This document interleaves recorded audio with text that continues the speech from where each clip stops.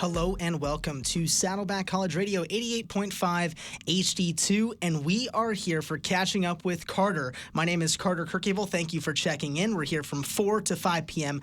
every Tuesday, and again, we have a very special guest. His name's Ray Golsla. He's the director of SBCN, huge Florida State fan, and it's always fun to have him on the show. So, Ray, how's been your day? I know it was a rushing to get here, but we made it. We're all here. So, how you been? We cut a little close on the timing, but no, it's been a good day. Got a lot of stuff done. Thank you for having me again.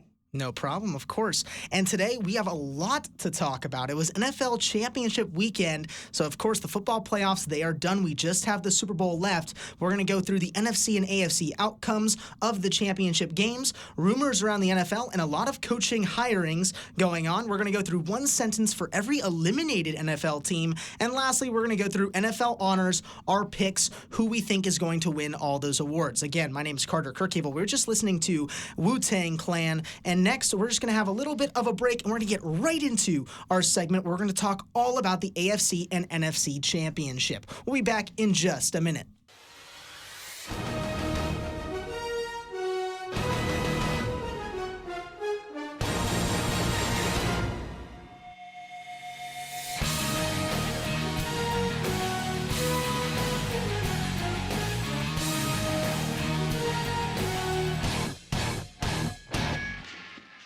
Hello and welcome back to Catching Up with Carter here on Saddleback College Radio 88.5 HD2, and we're going to get right into our NFC and AFC championship recap. We had two games in the NFC side. We had the Commanders versus Eagles that happened earlier on Sunday, and then we had the Chiefs and the Bills as the late night game. So we're going to start off with the NFC game. It was Commanders versus Eagles, and I wanted to get some predictions for this game. So I put down my predictions before the games happened. It was a few days before.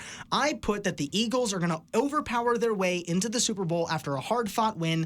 Jaden Daniels will outplay Jalen Hurts. I did say this before, but Saquon will get in the way of the Commanders' Super Bowl run and end the historic season Daniels had. So that was my sentence that I had for predictions. Ray, do you have a prediction before this game happened? What was your thoughts before going in? I spoke about this a little bit last week. I had a feeling the Eagles would put a stop to the Commanders, and that's exactly what they did. And to echo what you said, I mean, Saquon is just an absolute unit, and he really did become a real threat during that game. He crushed the Commanders. The defense looked like the worst they've ever been. Just horrible defense on the Commanders' side. Missed a lot of tackles. That first touchdown, if you didn't know, it was a 60-plus yard touchdown. He just juked through everybody all the way through. So going through kind of these quarter recaps right away, it was 14-3 in the first quarter. The Eagles were up. They were crushing it. I don't know if you saw it. At the end of the first quarter, there was a fake punt that the Commanders had that kind of got some momentum going. So I did think it was me and my friends. We were in our apartment. We were watching the game. And when that fake punt happened, we knew it was going to happen because there was even a pause in the broadcast. Everyone stopped talking, nothing. And then there was the fake punt. It was really fun to watch. That second quarter, then the Eagles, they took over. They were up 34-23 in the game. In the fourth quarter, they went off 55 points scored, 55-23 in the game. They crushed them. There's nothing. And even I kind of skipped over that second quarter, but they were up 27-15 at halftime. 27-15, go out and score 55 points to go to the Super Bowl. What do you think? We've got the Super Bowl in 2 weeks. The Eagles played a team that beat the Lions, who we said last week were the number one team we thought going into the playoffs. Are the Eagles going to be the team that dethrones the Chiefs this year? I want them to be. I think a lot of people do as well. It was really, really impressive watching that second half. It kind of solidifies in your mind. Philadelphia has weapons. Wide receiver, tight end, running back, even the quarterback. They are stacked on offense. I think it's going to come down to, on the Super Bowl, it's going to be a question of who has the better defense.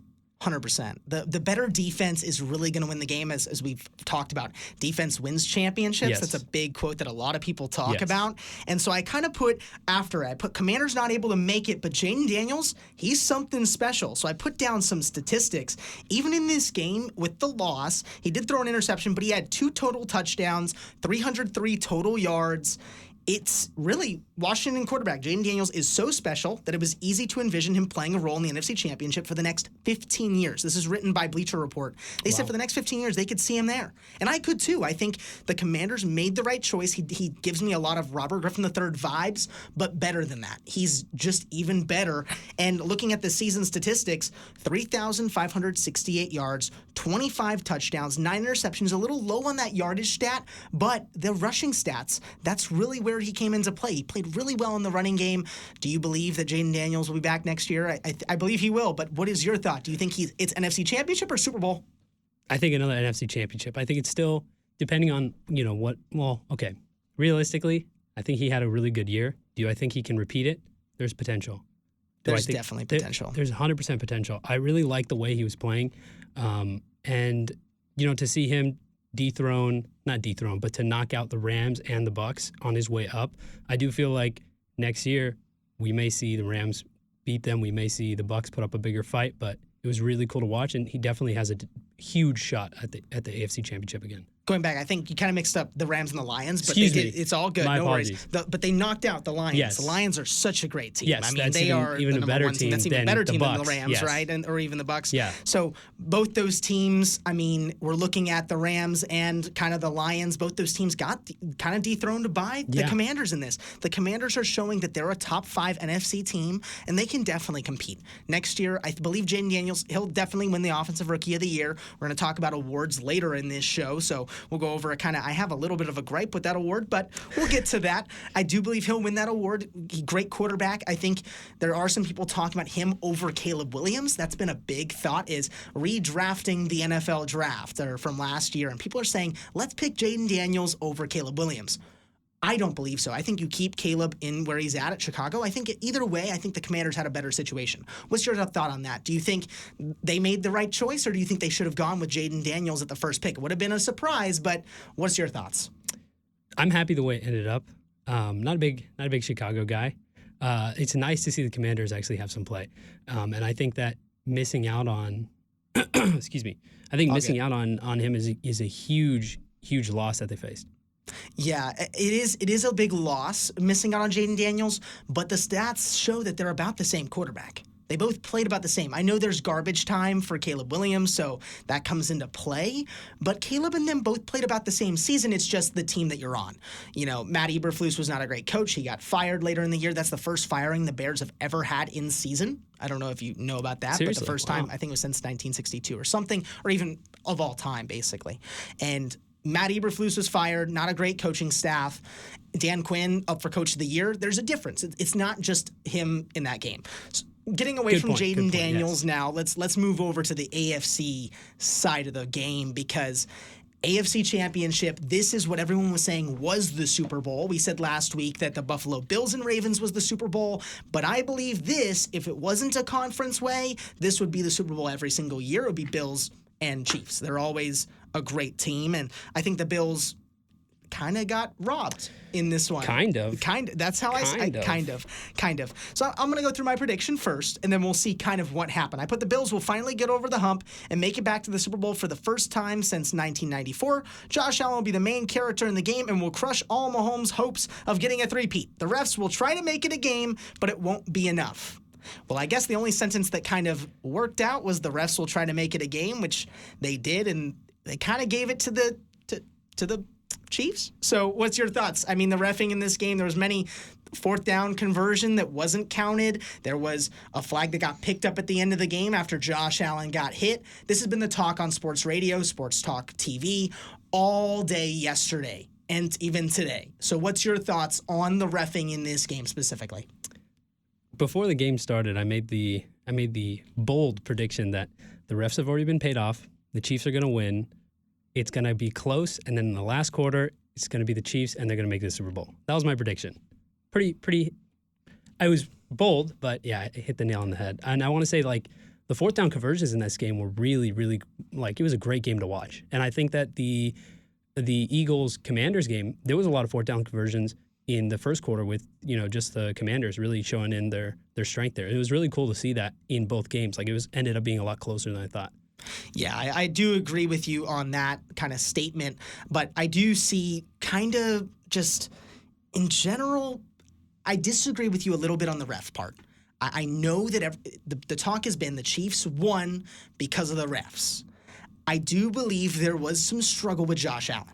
Josh Allen could not run the ball to save his life. He ruined my parlay this weekend. I had him for a rushing touchdown, did not get it. He did not run the ball well this weekend or on Sunday at all. And I think the Chiefs' defensive line is the people to say, hey, this is why. Mm-hmm. But the Chiefs themselves, they were able to lock it down. They were able to lock down the run. So I want to go through a quarter recap so we can kind of go through it. So right away, the Chiefs, they're up 7-3. I wrote down there was actually a fumble from Mahomes in that early game, and I put Mahomes fumbles the ball and the Bills take it back because earlier there was an offsides call on the Bills where I didn't even see it really, but there was a fumble anyway, and Mahomes, he fumbled, loses the ball, and then, there's an offsides, it doesn't matter. But I put karma because, he got the fumble later. Moving on from that, quarter 2, Chiefs are up 21-16. Then quarter 3, it's 22-21 Bills. They take the lead by 1. And in that fourth quarter, the Chiefs, they won it 32-29 off a game-winning catch from Pirine to get the first down, and they ran the clock out. So we saw that fourth down conversion that they tried. It was a 4th and 5. They chucked it deep. Dalton Kincaid right through the hands. Would that have been the best play of Josh Allen's career if that was caught? That was a wicked pass. Just for him to throw that up there and it to be remotely accurate was insane. And it was right in his hands. He was this close. It almost brings me back to the Ravens tight end. Mark Andrews? Mark Andrews, yes. A little bit, but Mark Andrews' one was pretty easy comparatively. Comparatively, Dalton Kincaid, he was jumping out for it, but if he caught that is going down in history as one of the best playoff plays. 100%. Ever. Because it's 4th and 5, Josh Allen sprinting backwards, throws it up to, I thought it was going to be picked. There's no way this is accurate. It was right into the hands of Dalton Kincaid, and he drops it, but there was... Again, I keep going back to it. There was a penalty thrown on the play, and it was picked up right after. So I don't know what that penalty was. So here's what it was. So they threw the penalty flag prematurely in case the pass was caught and they got the first down so that they could overturn it. But because the pass wasn't caught, they're like, never mind, there's no flag. I actually did think that there was maybe I did think that there was maybe some roughing the passer on Josh Allen because right when he threw it, he got slammed to the floor by a defensive lineman. So I thought, maybe this is how I predicted before. I said Josh Allen's going to win the game off a roughing the passer call to get them in field goal range to win the game. That's what I said, and I thought, oh wow, did I just actually predict it? But it didn't happen. And so there was no call, and the Chiefs got the win. Again, I'm going to go back. I don't think the refs fully changed this game. There's many times where the Bills had a chance to go score, and they had to settle for a field goal instead. They could have won the game differently. But again, it's when are these coincidences going to stop? The Chiefs continually get coincidence after coincidence. If it happens again in the Super Bowl, they won off a holding call last time they played the Eagles. If it happens again, there's going to be some questions. So in this Super Bowl, do you think there's going to be any, or do you think it's going to be more regular calls? I feel like they might try to clear the narrative. What do you think? I think as much as we joke around about the refs being paid off or the refs wanting the Chiefs to win and whatnot, it's a possibility. I think it's likely. But at the end of the day, you're right. It does come down to how you play. And looking at the game, Kansas City played amazing. They did. And that really did determine that. And for the Super Bowl, again, I think it's going to be a close one. I think it'll definitely come down to probably another flag in a later quarter. Later fashion, maybe. It probably will come down to something like that because these two teams are really, really strong teams this season. I'm looking forward to watching the game. Honestly, I think it'll be good. I think it will too. Saquon Barkley, amazing talent. You've got Mahomes on the other side who no matter what we say, he is going to go down as one of the greatest of all time. Yeah. He is. If he wins this ring, that's a three-peat. People are talking about him dethroning Tom Brady with this ring. I still disagree with that. I actually want to go into that. Let's go into that right now because I had it later in the document. But Mahomes and Brady debate. We saw there was Shannon Sharp talked about it. There was Stephen A. talked about it earlier this week. I am still on the side that Tom Brady is the GOAT and will always be because he eliminated Mahomes twice in the playoffs. One with the Patriots, one with Tampa in the Super Bowl to beat him. So what do you think? Do you think this three-peat changes the narrative? Do you think Mahomes is now the best of all time, or is it still going to be Tom? I think Tom's still the best of all time. Mahomes is incredible quarterback, and that you can't deny that. As much as me or you may not like the Chiefs, you can't deny that he's one of the greatest quarterbacks, but he's not the greatest. I think that title still, unfortunately, still holds to Tom Brady. And I thought you were a Bucs fan. Maybe you should restate that. Okay, there. hold on now. Let's not get into that. That's a different conversation. Okay, we'll go ahead and get into that. That's another one. But Tom Brady has had just such a long and prosperous career that, a three-peat is unheard of, right? Mm-hmm. And to do something like that is incredible. Does it make you the greatest of all time? An argument can be made. I don't think so. I think it's a combination of things. Does it make him a wonderful quarterback and one of the best? He already is. And I think it would solidify his position in that, yes. People also threw in the conversation of LeBron versus Michael Jordan with this debate, saying LeBron is Mahomes and saying that Michael Jordan is Tom Brady. But I still look it back, if the debate wouldn't exist between LeBron and Jordan if Jordan beat LeBron twice. So that's how I see it. That's a very fair point, I think that Tom beat him twice. I know it's a team sport, a little bit more. Basketball, it's 5 people on the court. There's 11 or 22 total, So there is a difference of football, basketball, but I still believe, Tom will still keep that title. Now let's go back into NFL rumors that are happening now, because there was a ton of coach hirings. One of those was actually the loss of your offensive coordinator going to Jacksonville, so another, Florida team. So we're going to actually, let's start with that one, because I have a audio clip from Liam Cohen. He was the offensive coordinator for Tampa Bay, and then he left to go to Jacksonville. So I don't know if you heard about it, but firstly, you did hear about it, good. But before, he actually said, I'm going to stick with Tampa Bay. Mm-hmm. Cool. We're going to stick with him, stick with Baker Mayfield. And then he just decides, oh, no, you know what, I'll jump over to Jacksonville and decide to go coach somewhere else for some more money in the same state. It's not that much of a change, but I wanted to play before we kind of, move on from this. I wanted to play an audio clip from his press conference because a lot of people were flaming it today and yesterday. So here is the audio clip for everybody to hear. Duval.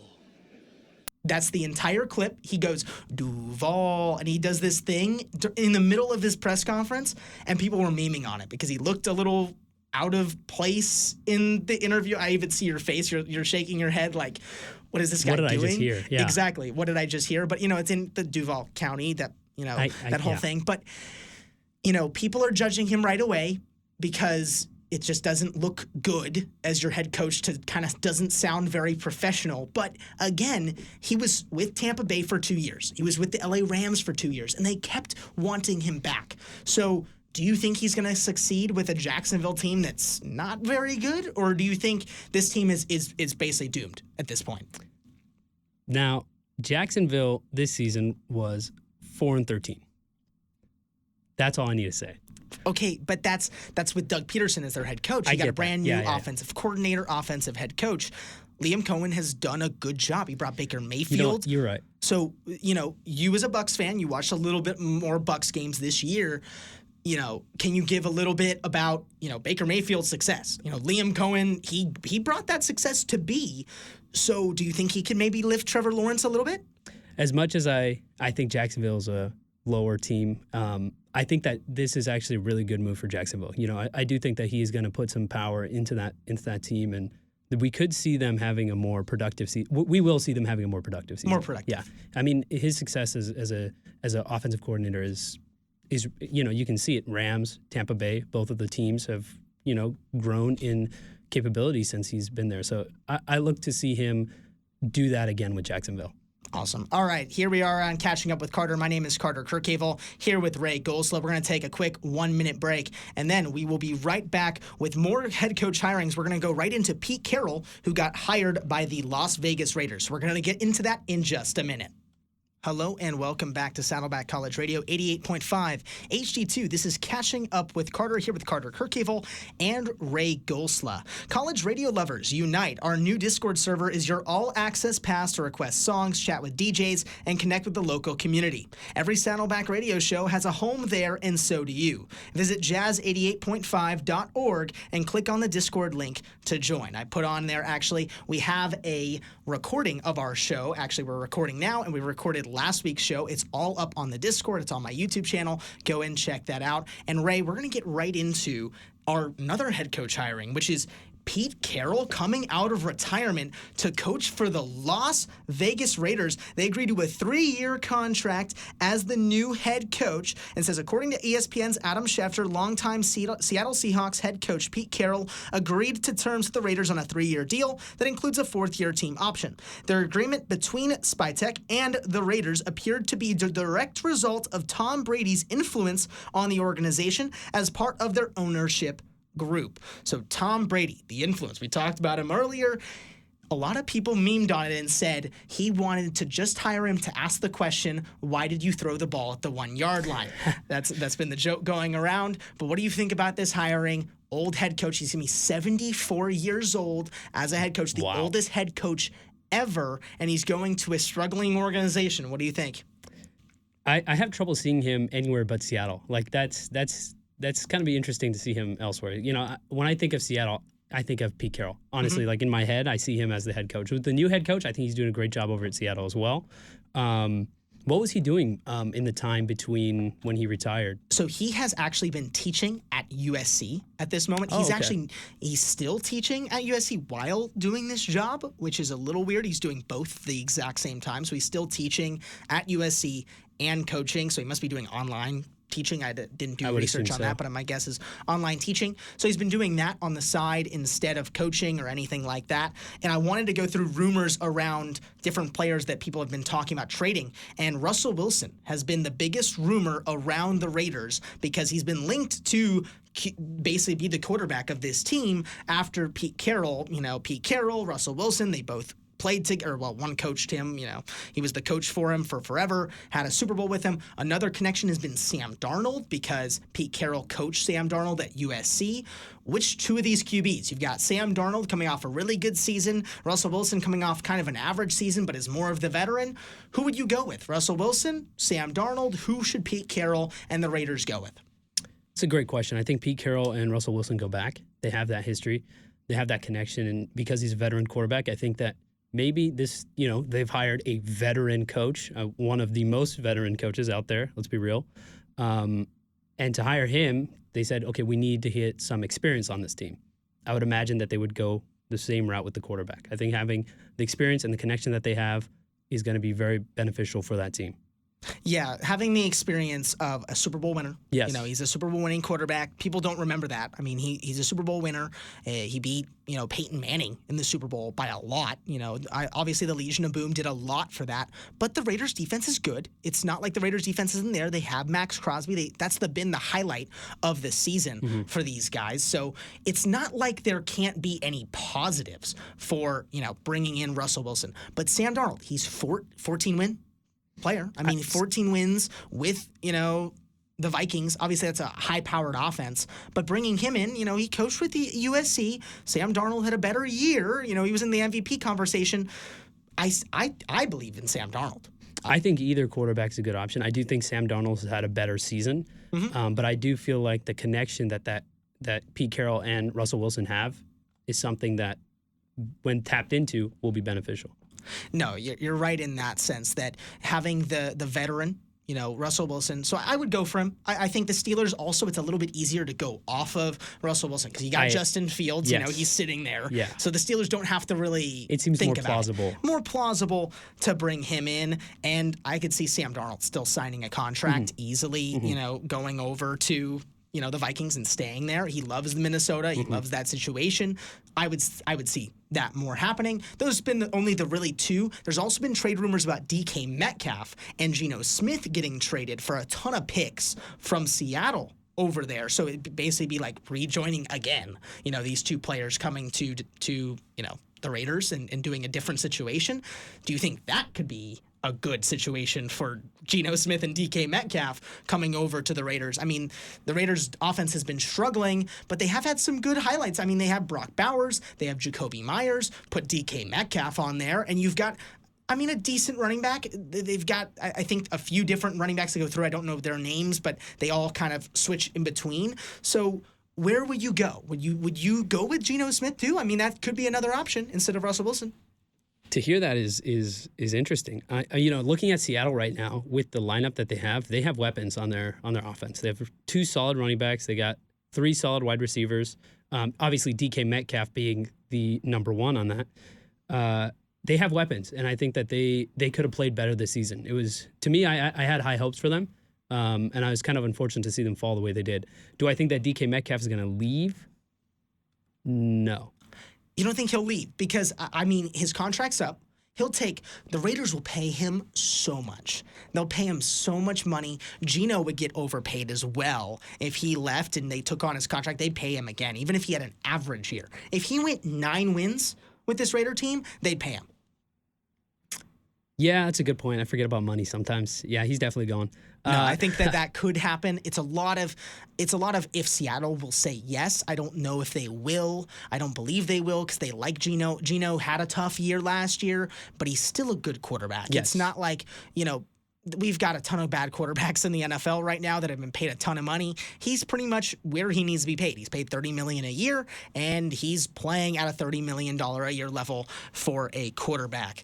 Now let's just go ahead and pivot fully back to Mark Andrews, because we talked about Mark Andrews and we said that, his catch was pretty easy, but he had some comments on last week's matchup and his uncharacteristic plays. And it says, naturally, Andrews has faced a wave of negativity since Sunday's loss, but it didn't outweigh how much he's been beating himself up. He wrote that he will use the situation as fuel to bounce back in a big way the next time he's on the field. It says, I pour every ounce of my being into playing at the highest level possible because I love my team and the game of football like nothing else. This is why it's taken me until now to collect my thoughts and address this publicly. Andrews wrote, even though the shock and disappointment are unlike anything I've ever felt before, I refuse to let the situation define me. I promise that this adversity will only make me stronger and fuel us as we move forward. So we know, that catch, he should have caught it, but it's how NFL players are. They're not perfect human beings. I probably wouldn't make that catch in the snow either. Most of us wouldn't. It's really tough to play in the snow. Mark Andrews, bounce back year next year after all of this talk. Do you think he could be a top fantasy football type of player to go for? Listen, Mark Andrews is always a top fantasy football player. When it comes to tight ends, let's be real, there's not too many that strike the high numbers over, let's say, like 12 points, right? Mark Andrews is one of those. He's a great tight end, and to see him drop that is, heartbreaking. A lot of factors go into that. Snow, like you said, end of the game, a lot of pressure. I think everything kind of came on him there, and he's a wonderful tight end. I do see him being very productive next year as well. He's a wonderful guy, too. Just an awesome guy in general. Awesome to watch. He's always fun to watch, too. It's tough because if I'm looking at a fantasy football perspective, it's tough because Isaiah Likely's so good on that Ravens offense. He's another tight end, and they targeted him a lot last year because Mark Andrews was injured. Yes. So I was a person who picked up Mark Andrews earlier in the fantasy football kind of realm, and it was kind of a tough, loss. It's like, Isaiah Likely's getting the targets. I think he'll bounce back, though. I do think he'll bounce back, and I do think he'll be a good fantasy football kind of. He always player. has. He been. always has been, and I want to move into another fantasy football player that has a lot of news around him, and that's Tyreek Hill. Okay, another, Miami Dolphins, that Florida. I know you watch Florida State and all those Florida teams. Dolphins a little bit too. Tyreek Hill, he has his quote when he ended the season this year. He said he's out. Being out. He's out of this situation. And he defended this quote. He says, and I'm gonna quote it here. I'm gonna do a little bit of blank because he did curse in this, but it says, "What y'all had heard at the end of the season was frustration," Hill said. "I've been winning my whole life, bruh. Y'all don't understand. I bust my blank every day. I deserve to feel like that. I deserve to have some kind of opinion. Y'all just want me to say, oh well, get them next year. Nah, blank that. We've got to come back. We've got to put some pressure on blank. Y'all got to fix this blank. Come on. Add some blank dogs in this blank. I compete, sorry. I love to compete, bro." I was just laughing during this comment, but it almost sounds like a Twitch streamer. That's kind of what I mean, he was streaming, wasn't he, at the time? Or I think was it he in a video? Was streaming, but Okay. it was put out onto, ESPN and Right. all the different platforms that were posted there. So people were talking about it. He's going to leave. Most definitely he's going to leave. Where do you think this guy goes? I mean, we don't really know at this moment, but he's been linked with the Patriots before. Patriots aren't a great team. That's not great. People have even linked him back to Mahomes and the Chiefs and say, come back to Kansas City. Where do you want him to go? Well, first off, I want to say I get his frustration. You know, being that wide receiver, he's that guy. You know what I mean? And I get his frustration. I do. And I think a lot of Dolphins fans as well. I don't blame him for leaving. I think that if he were to go, what team would I be happy with him seeing? That's a great question. Let's think here. I think you'd love for him to go to Tampa Bay. Listen, I'm not going to say that out loud. Why not? Him and Mike Evans on a team would be Mike great. Evans, Chris Godwin, Tyreek Hill. That'd be an insane wide receiver core. Is Godwin going to leave? Is he? I don't know. Too. That's been another thing. Talks. There's a lot of talks. But still, Tyreek Hill could be such a great talent anywhere. He's a great player. I just think he needs to go to a winning team if he wants to be happy. He does not want to play with Tua anymore or Miami because Miami's just not been good. In the back of my head, I'm thinking, what if he goes to the Rams? But I mean, they're not going to get rid of Kupp. The only reason they would put him in, they have to put him over Kupp. But that's not. I mean, that's not out of the realm. It's not out of the realm, but I feel like that's not what LA is going to do. And now I have one team for you that I want you to think about a little bit.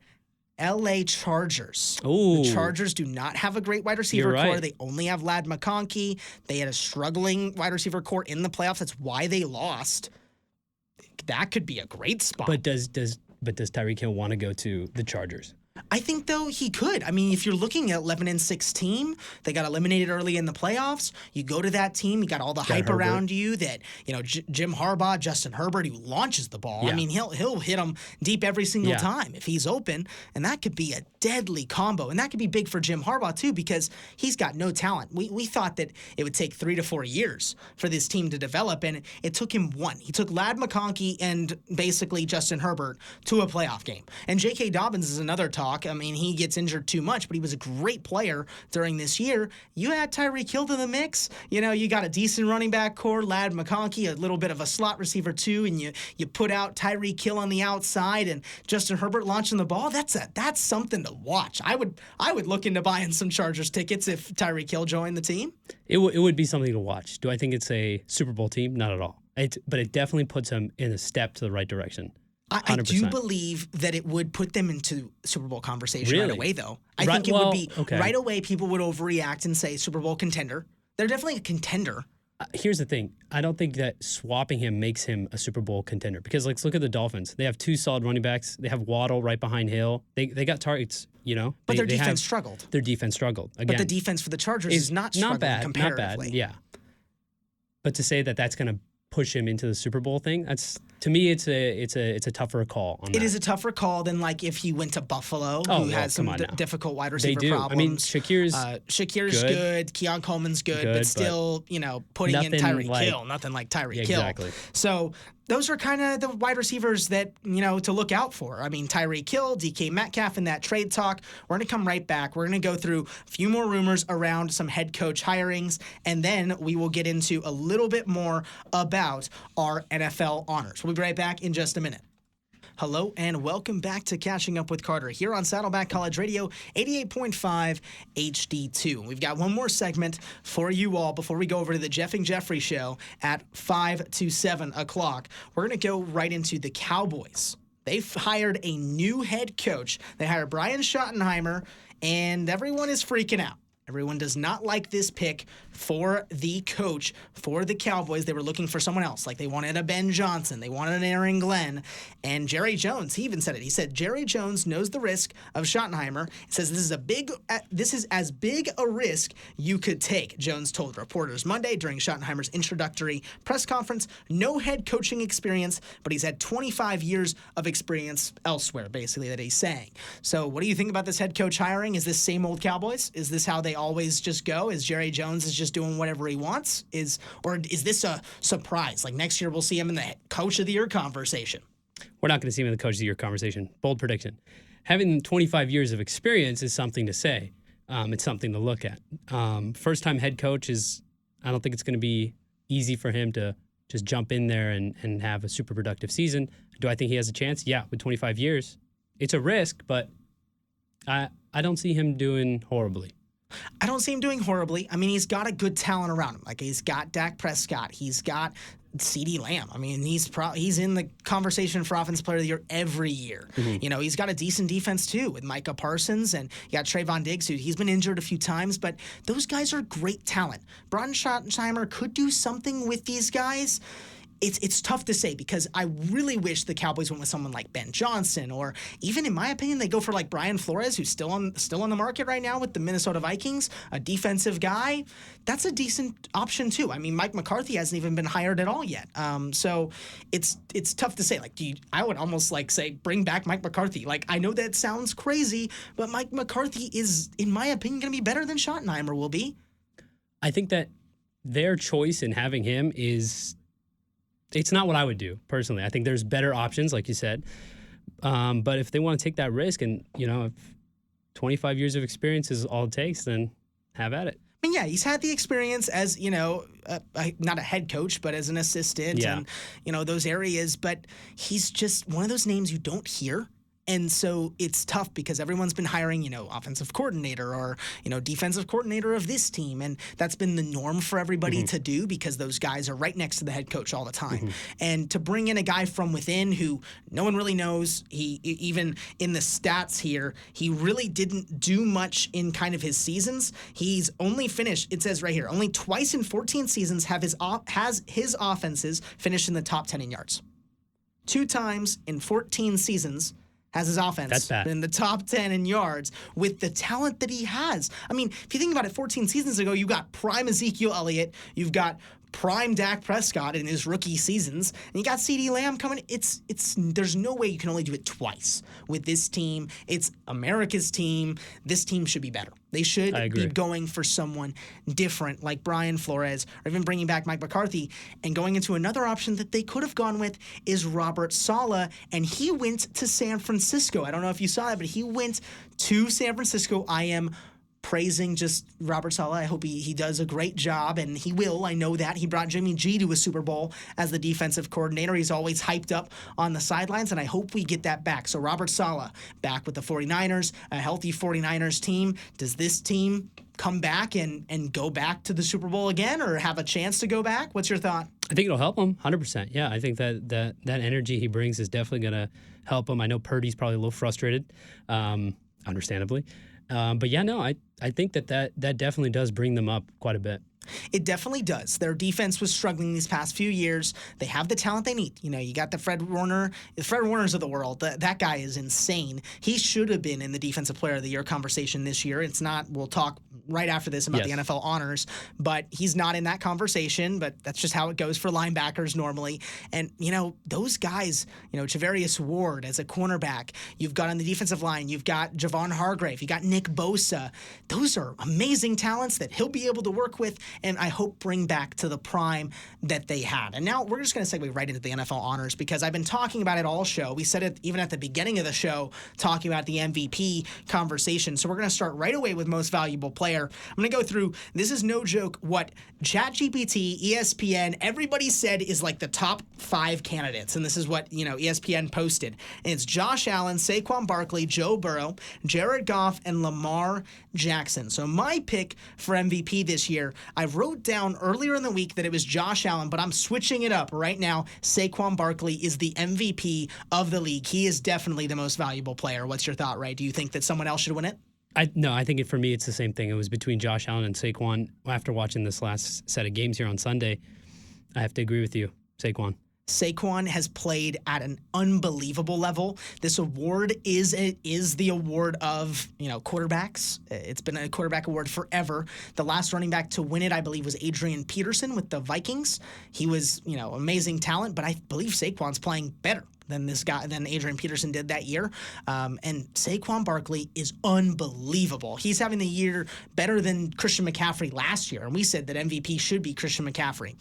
Now, let's move over to Offensive Player of the Year because this is where I think we have some differing opinions because obviously Saquon Barkley is in the conversation. So basically, if he doesn't win this award, or doesn't win this one and he wins MVP, who wins Offensive Player of the Year? And my pick is Joe Burrow.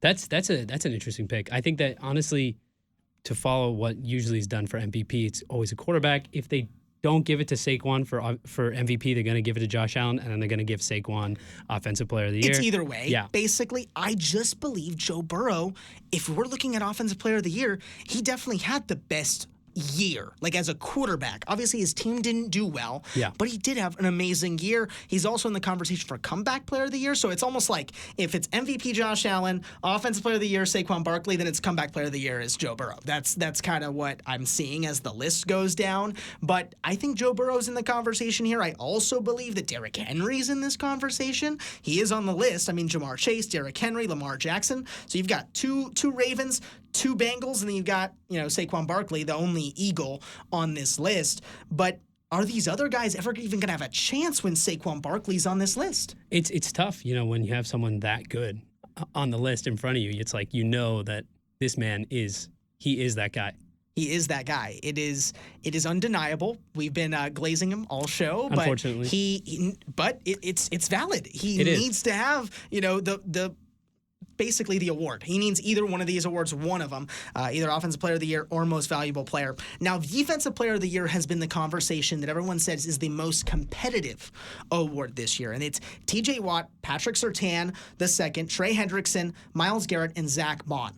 So those are the 5 options. For me, it's going to be an out of the wild pick. It's Patrick Surtain. I was going to say the same pick. Defensive Player of the Year, even though the stats don't show it, because if he's not targeted that much on the field, because no one's going to target Patrick Surtain as the cornerback, but that's the reason he should win this award. It hasn't been a quarterback since Darrelle Revis, but I do believe this is the chance he could get it. TJ Watt obviously will most likely win it.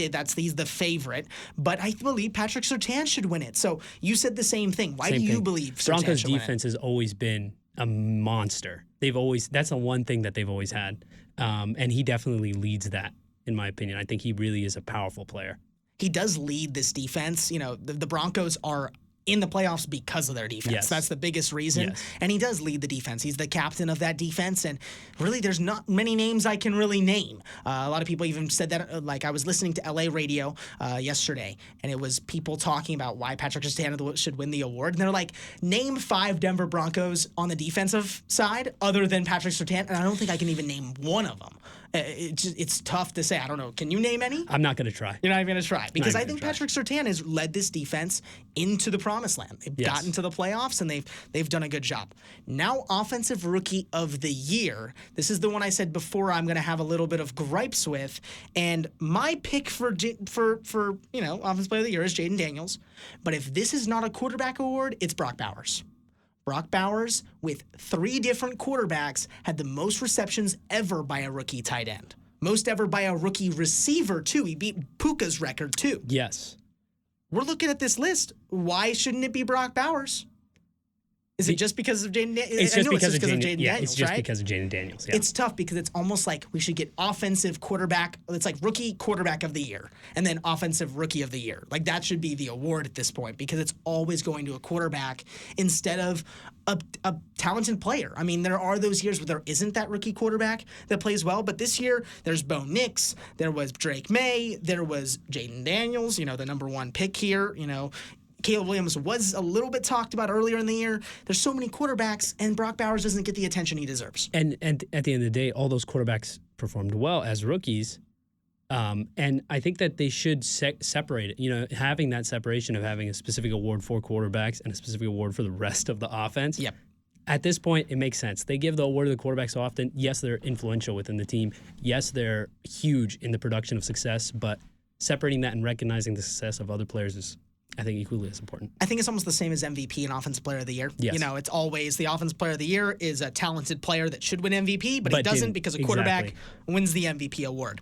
Now, Defensive Rookie of the Year, some different names on this list. Cooper DeJean, defensive back for the Eagles. Brandon Fisk, defensive lineman for the Rams. There's 2 Rams on this list, actually. One of your guys, Jared Verse from Florida State, Chop Robinson, and Kinwan Mitchell.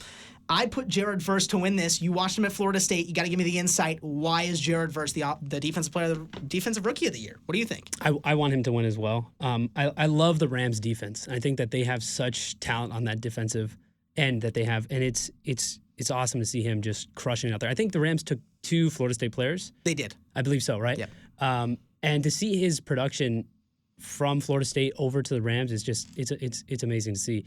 It's the cooperation that defense has was surprisingly well put, well coached, received, and I think that next season coming up is going to be really cool defense to watch. It's unbelievable. He played really well even against the Eagles. Obviously, that's no game, but I don't know if you saw, he even kind of made some comments against Eagles fans. Did he? Before that game actually happened, he said, like, I don't like Eagles fans. I don't know the exact quote, but he just basically said, I don't like them. And they put that on the screen of the stadium, and so everyone was like booing him as he went out on the field and all that. But as a rookie, to be able to have that confidence, I think he should win this award, and he played great all year long. And last award for the players' side is Comeback Player of the Year. Joe Burrow, Sam Darnold, J.K. Dobbins, Christian Gonzalez, Damar Hamlin. And this will be our last little point here, but I think Sam Darnold should win the award over Joe Burrow. I know I said earlier that he'll probably win it, but Sam Darnold coming from nothing to 14 wins. I agree. I think the other thing is, coming out of that, Sam Darnold is, you can't deny, he's a good quarterback. He is. Do I think the Vikings, you mentioned the 14 wins. Do I think the Vikings had a really rigorous and tough kind of matchup this season, like, in terms of the teams they've played? No, not really. But again, it is, you can see he's a great quarterback. 14 wins is, in fact, 14 wins. He did. He crushed it this year, and he got a lot of money into his hands. And sadly, we've kind of run out of time here on our show, here on Catching Up with Carter. My name is Carter Kirchhevel. This is Ray Gosla. Thank you so much, Ray, again, for being on the show today. I enjoyed every We week. didn't get to go over any of the coaching awards, but quickly, I just want to get Coach of the Year out of the way before it goes. I'm saying Kevin O'Connell. What's your thought? Kevin O'Connell. Kevin O'Connell. Perfect. Awesome. That'll be the end of our show. Thank you so much for checking in here on 88.5 Saddleback College Radio. And we have two more songs for you before we get to the Jeffing and Jeffrey show at 5 to 7 o'clock. We've got Luther by Kendrick Lamar and SZA, and OK on My Own. Put in Luther by Kendrick Lamar because he'll be at the halftime show. Next week, we're going to be talking about the Champions League, about soccer, and then as well after that, talking more about NFL rumors. The week after, of course, we will be talking about the Super Bowl. Thank you so much for checking in. My name is Carter Kirchhevel, and I hope to see you next time. And now, folks, it's time to say goodnight. We sincerely appreciate your patronage and hope we've succeeded in bringing you an enjoyable evening of entertainment. Please drive home carefully and come back again soon. Good night.